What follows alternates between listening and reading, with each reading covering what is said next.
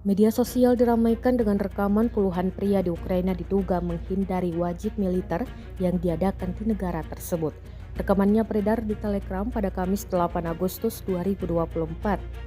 Dalam keterangan unggahan disebutkan, Dinas Perbatasan Negara Ukraina menerbitkan rekaman penahanan sejumlah besar pria Ukraina yang berusaha menghindari pengiriman ke garis depan.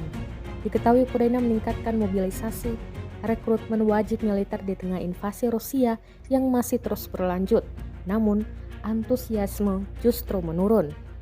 Ukraina menurunkan usia wajib militer dari 27 tahun menjadi 25 tahun per Rabu 3 April 2024 kemarin. Ukraina dinilai hendak memperkuat pasukannya yang kekurangan personel di tengah invasi Rusia yang berlangsung selama lebih dari 2 tahun.